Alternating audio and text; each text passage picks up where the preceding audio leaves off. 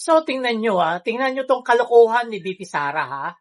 Inaangkin niya yung proyekto ni PBBM doon sa Davao City, yung pambansang pabahay, yung kung saan yung maraming mga Pilipino ang mabibigyan ng pabahay, ang matutulungan ng pabahay doon sa Davao City, na kailanman ay hindi nagawa ng mga Duterte. Kaya etong si VP Sara, nung nakita niya na mayroong pambansang pabahay doon sa Davao City, todo angkin.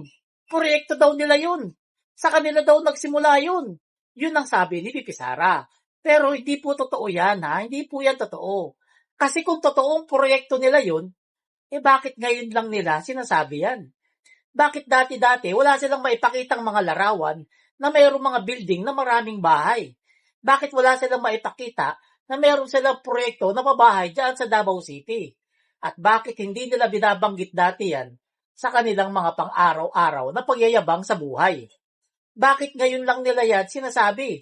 Ngayong merong malaking building doon sa Davao City na napakaraming pwedeng matirahan ng tao. Alam nyo ba kung bakit? Kasi nga, si PBBM ang nagpagawa nun. Si PBBM ang nagpatayo nun. Si PBBM ang may malasakit sa mga Pilipino na nagpagawa ng pabahay para sa mga Davaoenyo at hindi ang mga Duterte. Kasi alam naman natin sa totoong buhay, ang mga Duterte walang ibubuga. Di ba?